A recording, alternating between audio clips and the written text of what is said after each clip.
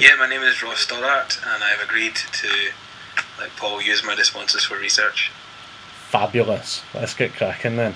Cool. So, where is it you're attending your degree programme at the moment? Stirling University of Stirling. And it's a degree in marketing and... Yeah, it's a Masters of Science in Marketing. My sort of pathway is marketing with brand management. So Cool stuff. And did you do a undergrad degree program there as well? no, I did not at Stirling. I did it at UWS. And it was in the business school? Commercial music. It was. That's a course that I know quite well. Yeah. Alright, cool. So we'll just get started. Mainly talk about your experience currently in Stirling. Okay. So how is your course content delivered at the moment? It's mostly in the form of sort of like 2-hour sessions. So what it's meant to be is like the first half is like a lecture, and the second half. So the first hour is like a lecture, and then the second hour is a seminar. Doesn't always work like that because we have quite big classes. So it's like 50 people is in the class, so it's quite hard to do a seminar with that. Some of it gets broken down into smaller groups for the dissertation, the research proposal. Like when you're kind of developing your ideas, is broken down into small groups of 4. But generally, it's done in lectures. There is one module that's actually an online module. Yep. But I didn't take it though. So I didn't take it, but I know people that have. And the first lecture was done in person, but the rest of it is just put up on Succeed. For them to use as they wish. Is Succeed the digital learning environment for the university? Yeah. How do you find the sort of content delivery through that? Do you get your module material through there, or is it all handed? No, I mean it's all on there. It's generally quite good. There's all the lectures are uploaded pretty. Either some lecturers like to upload the lecture slides beforehand. Some prefer to wait until afterwards. All the lectures are recorded and uploaded so we can listen back to it again, which I haven't personally done, but I prefer just reading like my own notes and reading back on them. But I know some people that do use them and say it's quite good. Other than that, there's a lot of reading lists and stuff that are up there, so for us to use. But yeah, no, it's quite good.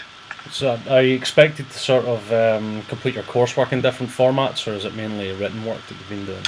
No,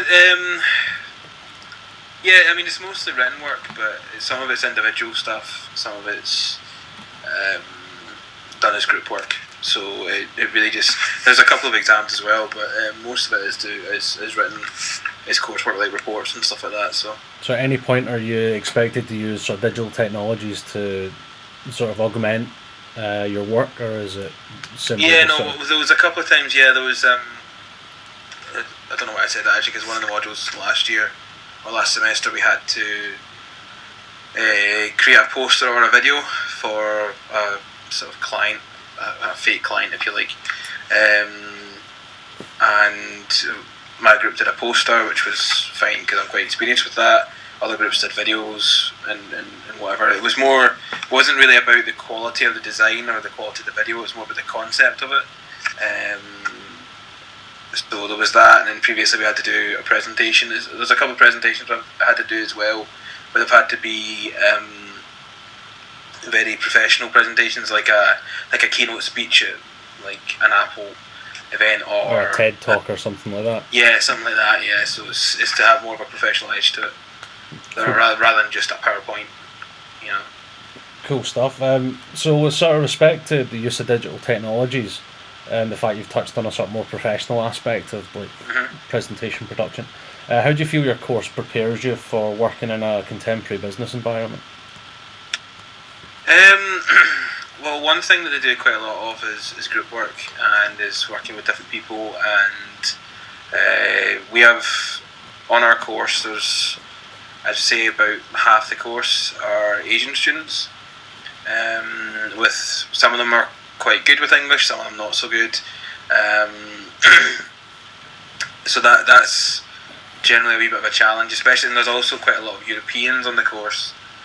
Some of them who initially their English wasn't very good, So that was a bit of a challenge, kind of working with people that maybe didn't understand so well, or people from different sort of cultural backgrounds as well, that maybe weren't so keen, like especially from the Eastern students weren't so keen at like speaking up or saying their opinion straight away. So it was kind of learning how to work with different people from different parts of the world, really. Are you encouraged to sort of interact in the sort of university's online environment, or do you guys use Facebook or anything like that to collaborate? Yeah, I mean, and a lot of us do use Facebook. We're kind of, I wouldn't say encouraged to use it, but I think it's just the thing that we find easiest to use. Yeah, I wouldn't say encouraged to, but it's something that most of us do use. I also think that that they're quite focused on saying, you know, in the real world you'll have difficulties with group working with other people, not necessarily people on your own team. It can be people like your clients, and it's about sort of not having everything told to us or spoon fed to us and say, well, this is what you would do. It's like, well, this is, go out and solve it yourself almost. So we're given quite a lot of responsibility in that aspect, and one of the models we're actually working with clients on projects and stuff. So we do have a lecturer who is kind of the middleman in a way, but really she kind of tries to take a back seat and just let us deal with the client ourselves, to give it that kind of real world experience. So that's pretty good, and they do encourage. As I said, it's not so much about the quality of the final result whenever it's not written work that's handed in. It's more about the sort of concept. So if we can have good concepts and creative concepts in our work, then that stands us in good stead, you know. Yeah, cool. I've really just got sort of one more question, and again, it's more about sort of digital innovation, technology side of things and its application. And do you think that your learning experience could be improved when considering the application of digital technologies that are widely available? I mean, you've said quite a lot about sort of traditional teaching methods and things like that. Do you think your learning experience would be improved if there was more online interaction or a better way of doing things that way? Because you said the university don't encourage you necessarily to communicate online. Yeah, I mean, I think to a certain extent, yeah. I mean, a lot of the students bring their own laptops, their own tablets and stuff to class. And I think they could probably be making more out of that. They could probably be encouraging us to be a bit more interactive with that. Like a lot of the lectures are still following the traditional method of a lecturer just talking and pretty much reading off the slides, and that's as about an interactive as you can get. You know, when you're a student, the most enjoyable lectures have been the ones where the lecturer gets us involved and it gets us asking questions. Perhaps if there was more of a sort of digital communication to that, it'd be even more enjoyable. Whether that was a case of we were using our tablets or our laptops for something, or we had more laptops in class or something, I don't know. But I don't know what the solution would be, but I think it would be more engaging for sure. Cool. It could be more engaging that way, but certainly a lot of them still follow a traditional method of just reading slides, and it is quite boring. It does, you lose attention after 10-15 minutes.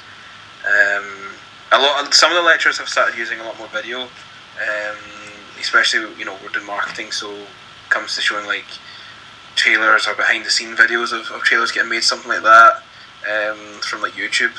That's a lot more interesting because rather than just, you know. So is it content that they've found that they're showing you, or is it content they've created themselves to show you? Well, sometimes a bit both. There was one lecturer who was showing us some of the adverts he'd created or he'd been part of himself. So I suppose it was stuff he'd created, but there's other ones that are just saying, here's an example. He would like tell us a sort of theory or a sort of an application of theory, and then explain it by showing us an example of it. So stuff like that was a bit more interactive. But in terms of the actual content, there's nothing really that's encouraging us to engage digitally. Despite them having a lot of technology around the university, there's a lot of computers, there's a lot of the internet access is generally really good. Um, so yeah, they probably could be using it more though. No problem. All right. Well, thanks very much for your time. No problem at I'll all. just